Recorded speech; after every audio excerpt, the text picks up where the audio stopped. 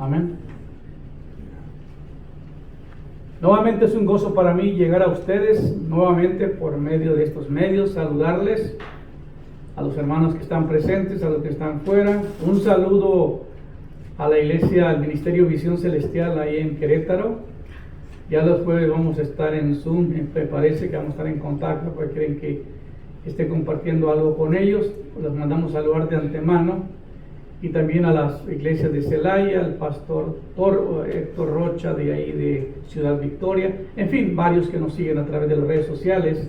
Damos gracias a Dios por ello.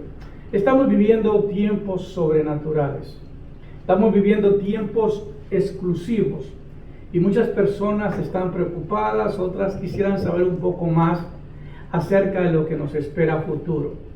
Para muchos no hay una clara visión de lo que viene, y yo quisiera en esta mañana aclarar algunas cosas de ellas por el tiempo que tenemos sobre los tiempos proféticos. Es muy interesante que antes de que el Señor Jesús partiera, el apóstol Pedro, predicando, dijo en Hechos 3:21, a quien de cierto es necesario que el cielo le reciba hasta los tiempos de la restauración de todas las cosas, de que habló Dios por boca de sus santos profetas que han sido desde tiempos antiguos. Vuelvo y leo el versículo, Hechos 3:21, a quien de cierto es necesario que el cielo le reciba hasta los tiempos de restauración de todas las cosas que habló Dios por boca de sus santos profetas que han sido desde tiempos antiguos. Se ha dicho mucho acerca de lo que se está esperando para este tiempo. Pero yo quisiera que ustedes tomaran nota de esto que es muy importante. Israel es el número uno en jugar lo profético, es el reloj de Dios. Y si usted me sigue en esta enseñanza, en esta mañana, te vas a sorprender las cosas que están por acontecer, lo que está aconteciendo y lo que viene a este tiempo y lo que tenemos que nosotros hacer. Así que yo les animo en esta mañana que escuchen algo sorprendente. Yo quisiera que usted pusiera mucha atención sobre algo que voy a hablar sobre el Monte de los Olivos. Mucha gente no le ha puesto y no ha juntado todo y no ha puesto algo así claro, y la gente no tiene idea por qué el Monte de los Olivos es tan exclusivo, es tan especial, que pasaron tantos acontecimientos ahí en aquel lugar. Pero hay muy poca información de que los predicadores no hablan mucho acerca de ello. Pero yo quisiera que usted leyese en Zacarías 14:4.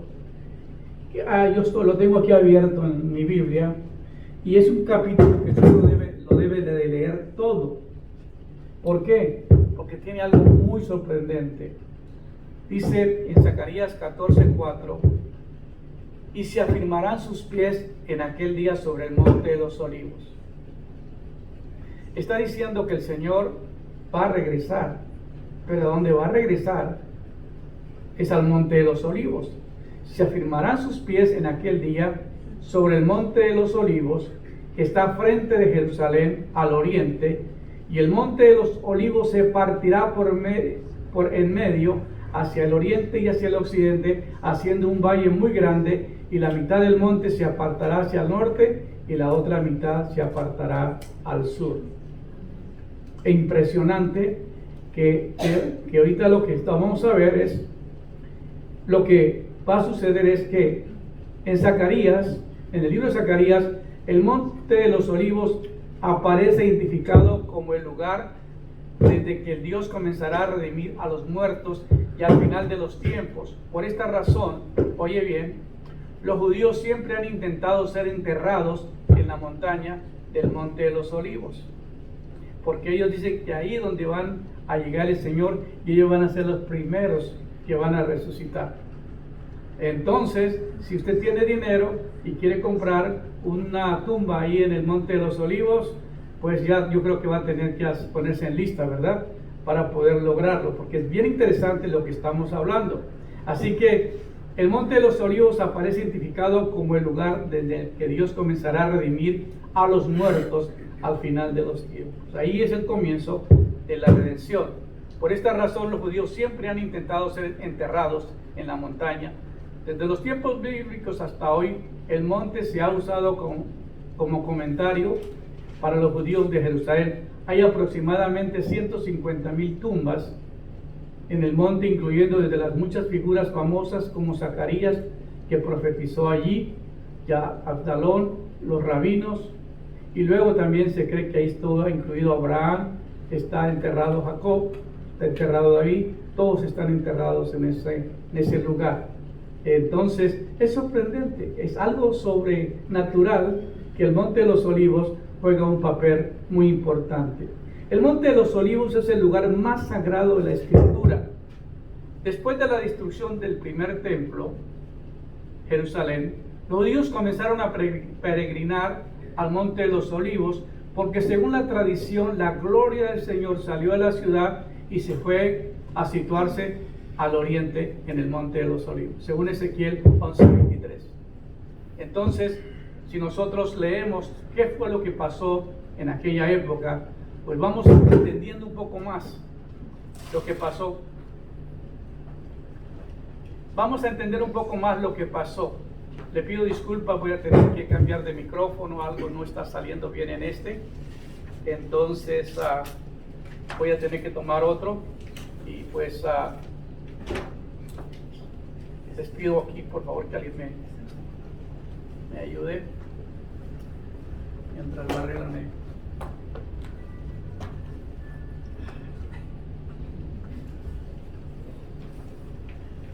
Muy bien. Si lo prendieron. Bueno. Muy bien. Entonces, quiero pedirle disculpas por esto, pues nunca la tecnología no es tan perfecta y por esa razón a veces falla, ¿verdad? Entonces, el Monte de los Olivos es el lugar más sagrado después de la destrucción del primer templo de Jerusalén. Los judíos comenzaron a peregrinar al Monte de los Olivos porque según la tradición, la gloria del Señor salió de la ciudad y fue a situarse en el monte al oriente de la ciudad. En el Monte de los Olivos era quemada la vaca roja, cuyas cenizas eran mezcladas con el agua de la fuente del Gihón y servían para purificar a todos los que habían quedado impuros por el contacto con los cadáveres. Si ustedes recuerdan, en el pueblo judío estaba prohibido los judíos tocar los cadáveres, pero si tenían que hacerlo, ellos tenían que hacer un ritual con la vaca roja, con las cenizas de la vaca roja. Y yo voy a hablar un poquito más adelante acerca de la vaca roja. Según la Biblia, era el lugar donde Jesús realizaba frecuentemente sus oraciones, en el Monte de los Olivos. Incluso se encontraba allí el día que fue arrestado. Ahora, el Monte de los Olivos era paso obligatorio para quien se dirigía desde la aldea de Betania hacia Jerusalén. Así que lo haría Jesús, pues, el huésped Lázaro de las hermanas Marta y María en el monte distanciaba de Jerusalén lo que se permitía caminar en sábado, es decir, el número de pasos permitidos por la ley judía en el sábado. Entonces se podía caminar ahí en ese lugar. Así que es impresionante todos los acontecimientos que tuvieron. En los Hechos de los Apóstoles se nombra como lugar desde que Jesús ascendió al cielo. Los soldados romanos de la 10ª Legión acamparon en el monte durante el sitio de Jerusalén en el año 70, que llevó a la destrucción de la ciudad. Estando juntos, les mandó que no se fuesen de Jerusalén, sino que esperasen la promesa del Padre, que oísteis que fue dicho. Porque Juan a la verdad bautizó en agua, mas vosotros seréis bautizados en el Espíritu Santo después de no muchos días. Entonces los que se habían juntado preguntaron diciendo: Señor, ¿restaurarás el reino de Israel en este tiempo? Se dice que el sermón del monte se predicó en el Monte de los Olivos. Se dice que los discípulos le hicieron la pregunta al Señor en el Monte de los Olivos. Después de que venían del templo, le dijo el Señor que no quedaría piedra sobre piedra que no fuera removida. Entonces ellos caminaron y fueron al Monte de los Olivos, y ahí en el Monte de los Olivos sucedió que le preguntaron: Señor, ¿restaurarás el tiempo de Israel en este tiempo? Entonces el Monte de los Olivos es un lugar muy, muy exclusivo, Y es sorprendente. Les dijo: no os toca a vosotros saber los tiempos y las sazones que el Padre puso en su sola potestad, mas recibiréis la virtud o el poder del Espíritu Santo que vendrá sobre vosotros. Me seréis testigos en Jerusalén, en Judea, en Samaria, hasta lo último de la tierra. Y habiendo dicho estas cosas, viéndolo ellos, fue alzado en una nube que le recibió y le quitó de sus ojos. Estando con los ojos puestos en el cielo, entre tanto que él se iba, aquí los varones se pusieron junto a ellos con vestidos blancos, los cuales también les dijeron: varones galileos, ¿qué estáis mirando al cielo? Este mismo Jesús que ha sido tomado desde vosotros arriba en el cielo, así vendrá como le habéis visto ir al cielo. Entonces se volvieron a Jerusalén del monte que se llamaba de los Olivos, el monte de los Olivos, el cual estaba cerca de Jerusalén, camino de un sábado. Entonces estamos entendiendo hoy que el monte de los Olivos era el lugar exclusivo porque tiene varias cosas impresionantes. Ahí sucedieron muchas cosas, pero lo más sorprendente que está por suceder en el monte de los Olivos es el regreso del Señor. Porque si leímos en Zacarías al principio que el monte de los Olivos se partirá en dos y aparecerá la venida del Hijo del Señor a restaurar todas las cosas. Para los judíos y los apóstoles, ellos esperaban la restauración de Israel. Ellos, como hay tantos pasajes bíblicos del Antiguo Testamento que no da espacio para ver lo que iba a suceder en 2000 años, entonces ellos quedaron muy preocupados porque ellos pensaban que Jesús era el Mesías que anunciaba el Antiguo Testamento y que Él venía a restaurar a Israel. Y muy seguro que algunos de los apóstoles pensaron que iban a ser primer ministros de la nación de Israel, ¿verdad? Pero no ocurrió así, porque no era un reino material el que el Señor iba a establecer, sino un reino espiritual. Entonces vinieron varias consecuencias, varias cosas trágicas para el pueblo judío. Ustedes tienen que saber que antes de la venida del Señor Jesucristo tiene que ser restaurado el nuevo templo de Israel. Muchos no tienen idea de eso. Pero si usted toma nota, en el año 508 antes de Cristo, fue destruido el primer templo. 586, fue destruido el primer templo de ahí de Israel. Ese templo que destruyeron fue el templo de Salomón. Recuerde que la iglesia o que el pueblo judío no tenía un templo. Entonces el rey David le dejó toda la arquitectura, los mapas, el dinero y todo el modelo de la construcción del templo para que el arca del pacto no estuviera más en campamentos, sino que tuviera un lugar seguro y para que habitase la presencia de Dios en ese templo. Pero en el 586, porque hace poco se celebraron los 3000 años de la existencia de David. Entonces aproximadamente el templo le tardó casi 1000 años. Entonces en el año 586 fue destruido el templo de Salomón y los judíos fueron llevados cautivos a Babilonia, y luego allí fue cuando surgió Daniel y los amigos de Daniel, y luego la profecía de las 70 semanas, que fueron 70 años que estuvieron en el cautiverio, y luego Dios le habló a través de Daniel el retorno de los judíos a Israel para restaurar los muros y restaurar el templo, construir el templo. Eso pasó en el año 400 antes de Cristo. Y vino Nehemías, restauró los templos, se restauró la ley, se restauró el templo, se hizo todas las cosas porque era la preparación para la venida del Señor, del Mesías. Ya en el año después, desde el año 1, pues fue cuando vino el Señor Jesucristo a la tierra como Mesías, y entonces estaba el templo. Y ese templo que había construido Nehemías y todas las cartas que recibieron de Artajerjes y de los otros gobernantes para venir a construir, restaurar el muro, restaurar la ley, regresar al sacrificio, y entonces vinieron y recogieron el templo. Recuerde que los judíos, hay un grupo de judíos que son judíos cristianos o judíos mesiánicos.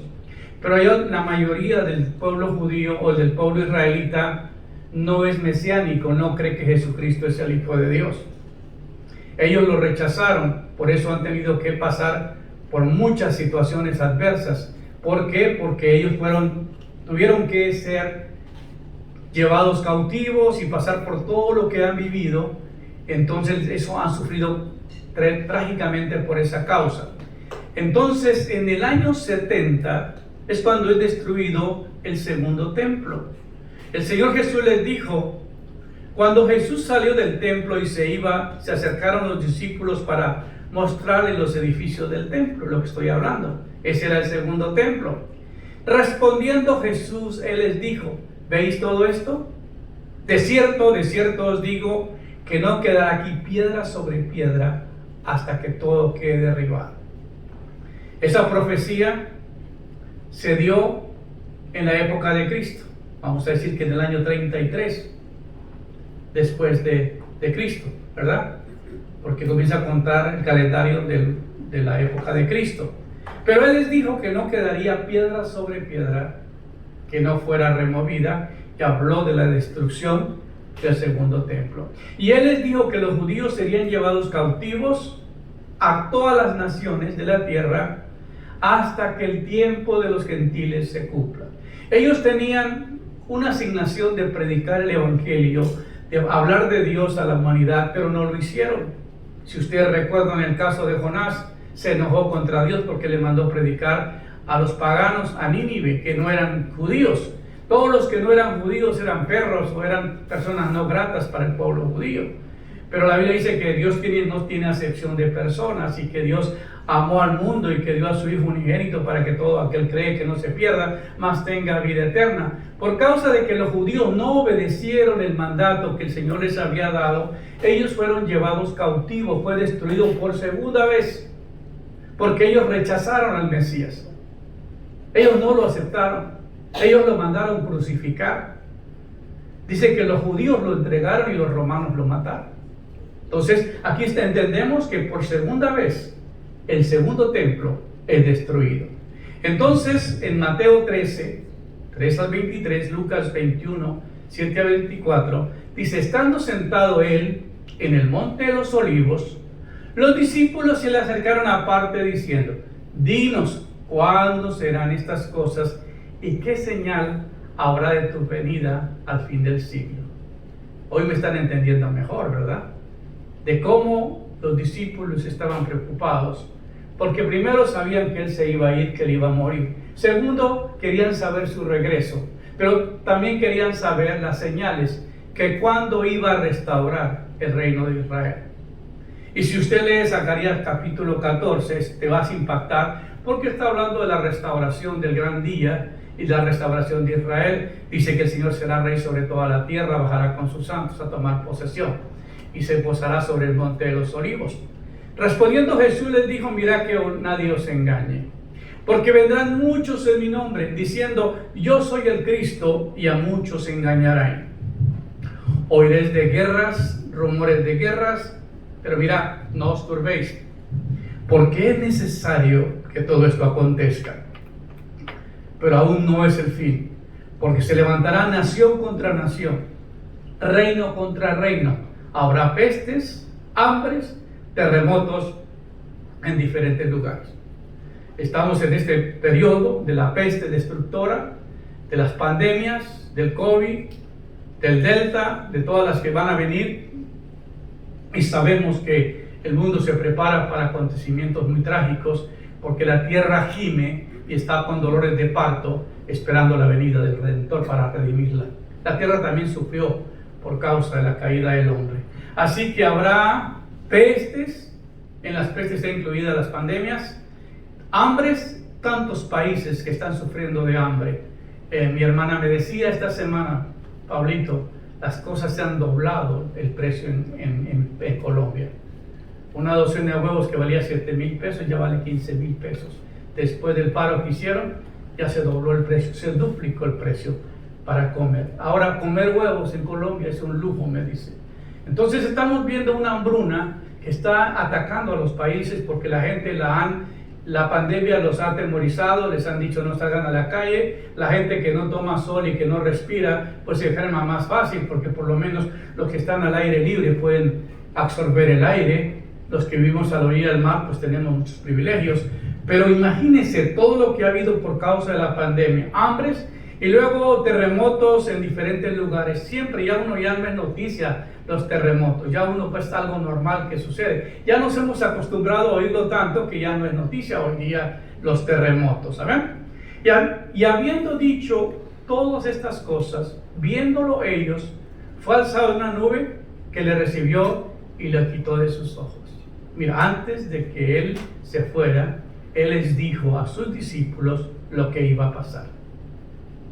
Ahora, lo que yo quiero que usted entienda es que antes de que venga Cristo tiene que venir el anticristo.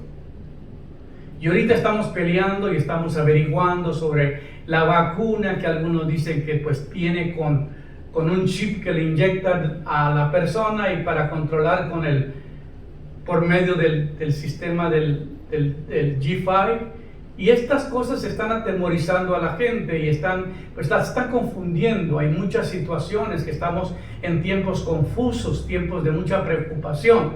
Por esa razón, todo lo que nosotros como hijos de Dios se nos recomienda es buscar el rostro de Dios, orar y estar preparados para lo que venga. ¿Ven? Así que, habiendo dicho estas cosas, habiéndoles dicho, bueno, va a pasar esto, y luego fue levantado en las nubes. Pero lo que más me sorprende es que ellos, estando con los ojos puestos en el cielo, entre tanto que él se iba, he aquí los varones se pusieron junto a ellos con vestiduras blancas, vestidos de blanco, los ángeles, los cuales también les dijeron, varones galileos, porque todos eran galileos, que estáis mirando al cielo, este mismo Jesús que ha sido tomado desde vosotros arriba en el cielo, así vendrá como le habéis visto ir al cielo. Entonces así mismo irá. Por eso muchos van a estar pendientes en el monte de los olivos del regreso del Señor. Y como les dije antes, muchos quieren ser enterrados ahí, porque de ahí se fue y ahí regresa. Ahora, entonces se volvieron a Jerusalén del monte que se llamaba el Olivar, o el monte de los olivos, el cual está cerca de Jerusalén, camino de un sábado. Así que la profecía del monte de los olivos en Mateo 24, Marcos 13, Lucas 21, recibe su nombre del lugar donde fue pronunciada. El monte de los olivos tiene un papel muy importante en la historia y en la profecía de Cristo,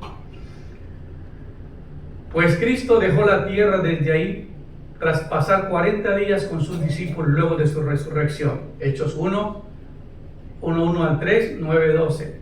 Y es ahí donde regresará cuando venga para gobernar. Zacarías 14, 1 al 4 al 9. Veamos un poco el contexto de esta profecía. Si usted quiere leerla, por cuestión de tiempo no la puedo leer, pero usted puede hacerlo. Ahora bien, ¿qué pasaba? ¿Qué era lo más extraordinario que pasaba en el monte de los olivos? Aparte que fue lugar de refugio para David cuando huía de Saúl, aparte donde Jonatán lo alcanzó. Bueno, son historias impresionantes que hay del monte de los olivos. Uno de mis primeros viajes a Israel va a ser ir a reservar mi lugar ahí en el monte de los olivos. No, estoy bromeando, pero sí quiero ir a visitar el lugar.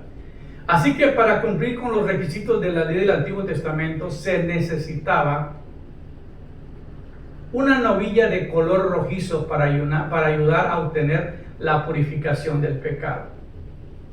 Ustedes han oído hablar de la novilla roja o de la vaca roja, que los judíos no han podido tener en la perfección una vaca roja, porque en nuestros países quizás hay vacas rojas, pero no pueden exportarlas, tienen que nacer en el territorio y tienen que examinarlas detalle por detalle, que no tengan ni una pelo de otro color, porque entonces no es propensa, no sirve.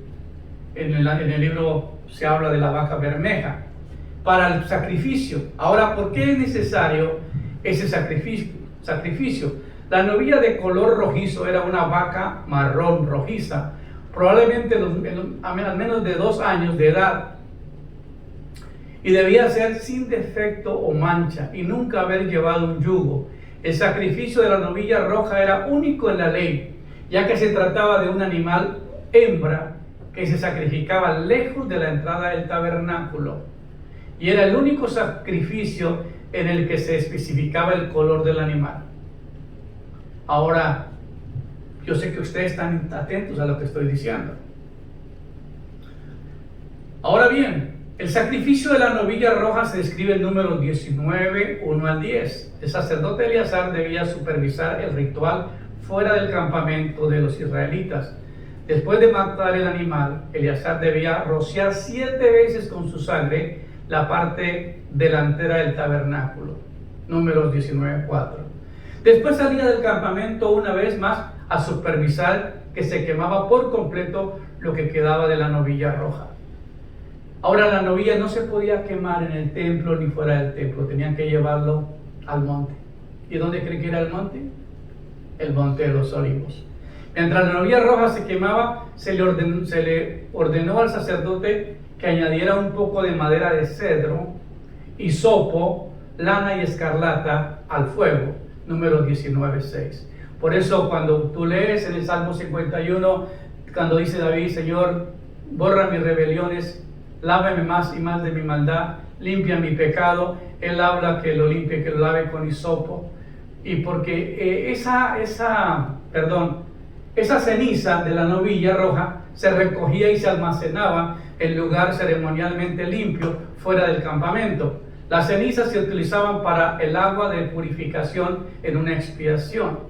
Entonces, cuando antes de que las personas entraran al lugar santo, al templo, tenían que pasar y ser rociados con esa agua, bañados con esa agua de que tenía de las cenizas de la novilla de la vaca roja, porque ese era el símbolo de que esa vaca quitaba el pecado de contaminación de ellos.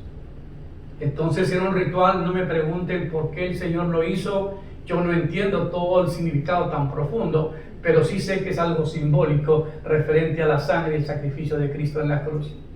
Tenía que ser fuera en el campamento, y cuando nosotros estudiamos que Cristo no murió en el templo, no murió en Jerusalén, sino que murió en el Gólgota, en un monte, es porque tenía que morir fuera. Exactamente todo tenía que ser fuera del lugar santo, del lugar santísimo. Así que la ley detalla cómo se utilizaba la ceniza de la novilla roja para purificar a quienes entraban en contacto con cadáveres. El que tocare el cadáver de cualquier persona será inmundo 7 días. Y al tercer día se purificará con aquella agua, y al 7º día será limpio. Números 19, 11 y 12.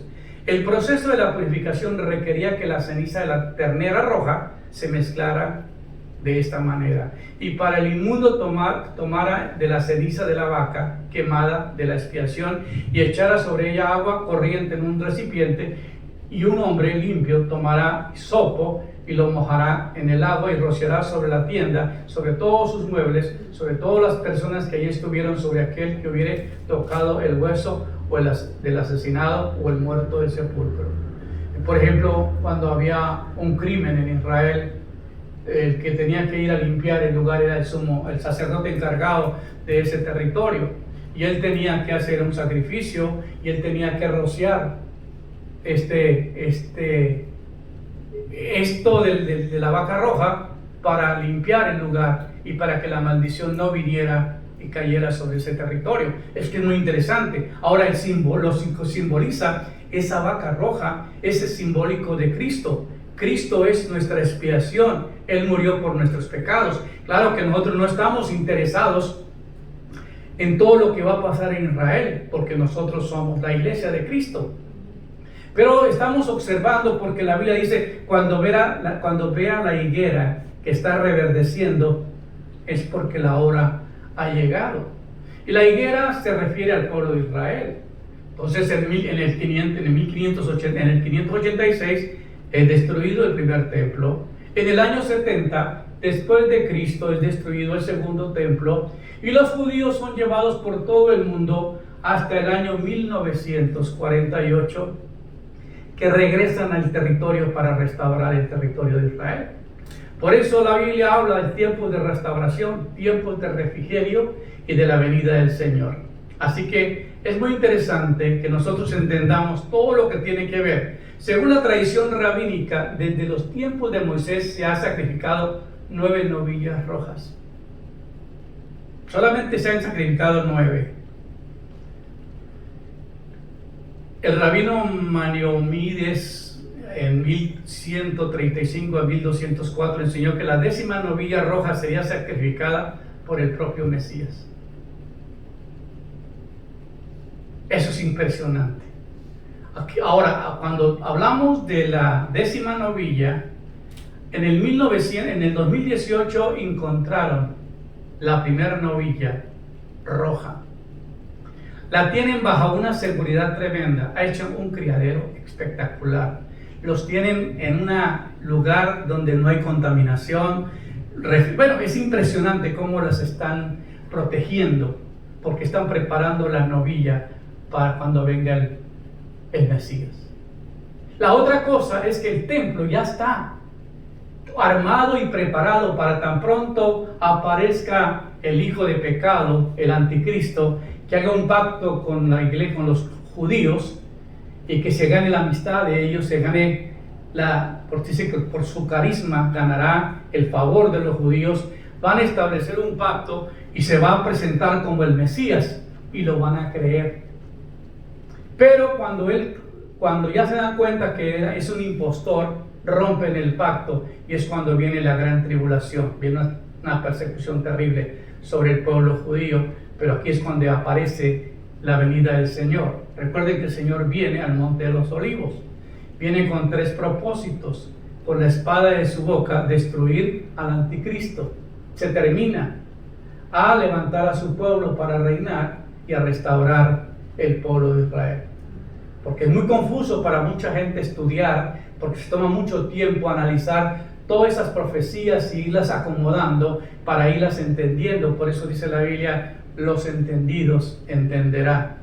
Entonces, la 10ª novilla roja será sacrificada por el propio Mesías. Aquellos que esperan la construcción de un tercer templo están ansiosos por encontrar la novilla roja que cumpla todas las condiciones, porque la ceniza de la novilla roja será necesaria para purificar el nuevo templo. ¿Me siguieron? El templo no puede ser purificado a menos que no haya ¿qué? La ceniza de la novilla roja. Muchos consideran que la aparición de una novilla roja anunciada en la construcción del templo y el regreso de Cristo, según el Instituto del Templo, un grupo que promueve la construcción del tercer templo, nació en agosto de 2018 en Israel, y una novilla roja perfecta. Esto es sorprendente, porque en 2000 años no había una novilla roja, y ahora ya tiene la novilla roja. Los discípulos le habían mostrado a Cristo la reciente construcción del edificio del templo. Él había dicho que algo muy extraño, la hermosura y construcción que estaban viendo sería destruida por completo. No quedará aquí piedra sobre piedra que no fuera removida. De ahí partieron al Monte de los Olivos. Y cuando tuvieron algo de privacidad, se sorprendieron los discípulos preguntando: ¿cuándo serán estas cosas? ¿Y qué señal habrá de tu venida al fin de los siglos? Y a continuación, la respuesta a estas preguntas son el foco principal de la profecía. Como sucede con muchas otras profecías bíblicas, la profecía del Monte de los Olivos tiene cumplimiento dual. Su primer cumplimiento se presenta en el cumplimiento principal. Como explica el comentario bíblico expositor, el evento menos importante es la destrucción de Jerusalén. Es el tema principal de la primera parte de la profecía, mientras que el evento más importante es el gran día del regreso de nuestro Señor Jesucristo, y es el tema de la parte final. Entonces, nosotros tenemos que entender que Israel es el reloj de Dios, que cuando Dios se mueve, Dios no se movió por 2000 años porque el reloj quedó detenido, porque el pueblo estuvo fuera del territorio. En 1900, cuando regresan de nuevo y toman el territorio de Israel, entonces nuevamente comienza a correr el tiempo de Dios. Dice la Biblia, habrá tiempos, medios tiempos, y habrá un tiempo que está para cumplirse, y es lo que estamos a la espera de este nuevo tiempo. Yo les contaba una vez que yo tuve un ayuno casi de 21 días, y como el día 19 tuve una visitación celestial, y me visitó un ángel, y yo no sabía, en la visión, yo estaba recostado en un sillón negro, y me estaba como meciendo ahí, y había una niña que estaba jugando con unos arbolitos de esos Monzonite, de esos chinos pequeñitos, y decía, oye pastor, este tiene agua y este no tiene agua. Y le dije, sí, mira qué raro. Pero por allá se oía una voz que decía, alguien, pastor, alguien está aquí que te quiere ver. Y yo no ponía atención. Y vuelve la voz y me decía, alguien está acá que te quiere ver. Y entonces yo le dije, dile que pase. Yo no le pude mirar el rostro porque era un ser muy alto. Cuando llegó, se paró atrás mío del sillón. Yo tenía mi mano así puesta en el sillón, y yo le pregunté, todo espíritu que confiesa que Jesucristo es venido en carne es de Dios. Y le pregunto en la visión, Jesucristo vino en carne, y él me tocó la mano. Le hice la pregunta por segunda vez, y él me tocó la mano. Le hice la pregunta por tercera vez, y él me tocó la mano. Vuelvo y oigo una voz, él tuvo mucho problema para venir a la tierra. Él necesita descansar. Entonces yo le dije, ven, lo llevé. Yo no le miraba el rostro, pero cuando lo fui y lo recosté en la cama, él quería vomitar. Yo dije, uy, va a vomitar, viene todo mareado, venía golpeado ese ángel. Y hasta por fin después pude entender que la tierra es un globo que está totalmente protegido por las huestes espirituales de maldad. Porque Pablo dice que hay huestes espirituales de maldad, hay gobernadores de las tinieblas, hay principados, potestades, huestes, gobernadores, y ellos tienen controlado todos los territorios. Cuando el mensaje viene de Dios, ellos lo van a interceptar. Ellos no quieren que el mensaje de Dios llegue a la tierra. Bueno, yo lo recosté, y viendo que él quería pasar liberación, yo corrí al baño a buscar toallas. Yo abría un cajón y se cerraba, había otro y se cerraba, pero era automático lo que pasaba. Yo tenía mucho miedo que él se iba a vomitar y que no tenía dónde ponerle lo que iba a tirar. Entonces salió una cortina y tampoco pude correr, y le dije, vomita acá. Y él vomitó y me dejó un librito pequeñito. Yo me quedé muy sorprendido con ese libro, y en el día me puse a orar y a preguntarle al Señor qué significaba ese libro, y mi respuesta la encontré en el capítulo 10 del libro de Apocalipsis, que dice que el ángel se paró con un pie en el mar y otro en la tierra, y levantó su mano y juró por el que vive por los siglos que el tiempo no sería más. Recuerde, el mundo no se termina, quien se termina es el tiempo. Hay tiempo para todo, dice el libro de Eclesiastés. Dios estableció un tiempo para cada cosa. Entonces yo sé que de esa impacta visión que tuve del libro, el ángel decía que él juró por el que vive por los siglos de los siglos, que el tiempo no sería más. Se termina el tiempo. Entonces, así como nosotros vemos que Dios comenzó un trato con el pueblo judío después del diluvio, desde Noé hasta el diluvio pasaron 2000 años, luego comienza Dios un llamado a Abraham a establecer la nación de Israel, termina con la destrucción del templo en el año 70, se terminan los 2000 años y ellos son llevados cautivos a todas las naciones, y en 1948 regresan para construir. Israel es una potencia mundial, tanto en la agricultura como en el armamento que tienen. Es increíble que le mandaron 3000 misiles y 90 y pico % no pegaron en blancos, porque todos los agarraron en el aire, los destruyeron. La tecnología que tienen es muy avanzada. Israel tiene un propósito extraordinario, pero Dios está preparando al pueblo para la venida de él. Recuerden que el propósito de regresar el pueblo judío, porque por eso tiene tantos enemigos, si Satanás logra destruir a Israel, piensa que puede distorsionar la venida de Cristo, porque él no va a querer ser enjuiciado. él no va a querer ir a la cárcel, porque la Biblia dice que el ángel tomó una gran cadena en su mano en Apocalipsis 20, ató a la serpiente antigua, que es el diablo, a Satanás y al dragón por 1000 años. Entonces él no quiere ir a una prisión a ser encarcelado. Por esa razón está previniendo que se cumpla todo lo profético al pueblo de Israel.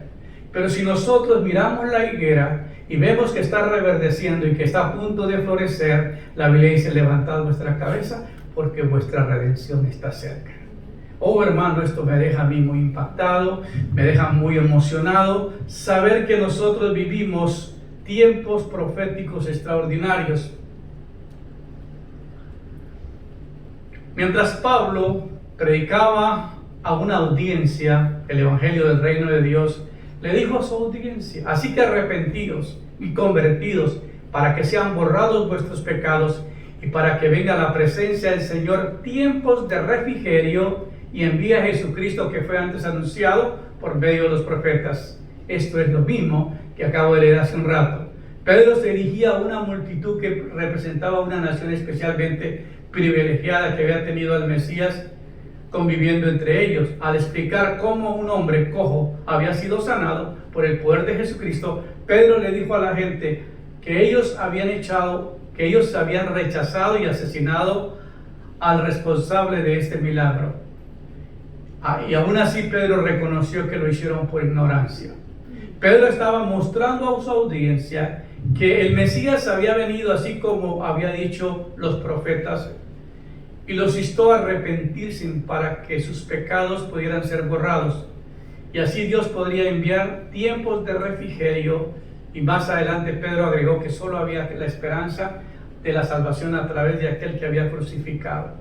Entonces, si nosotros tomamos todo este cuadro de lo que ha pasado con el pueblo de Israel y nosotros sumamos los acontecimientos grandiosos, sumamos el simbolismo de la novilla roja, y que ya la tienen y que ya va a empezarse a construir, y que estamos en medio de una situación revuelta en el universo, hermano, esto se va a dar muy pronto.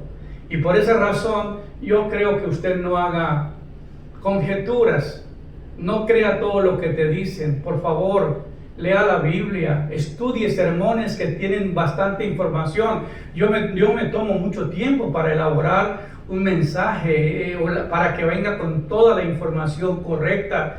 Es bastante tiempo de elaboración de un sermón. Lo predico 45 minutos, pero toda la preparación, porque quiero que usted, si no tiene a alguien más a quien oír, tenga la oportunidad de escuchar lo que verdaderamente necesita escuchar, para tener la plena confianza y la plena seguridad que el Señor va a regresar, y que va a regresar de donde Él se fue, al Monte de los Olivos. Qué impresionante hoy saber que el Monte de los Olivos espera la llegada del Mesías.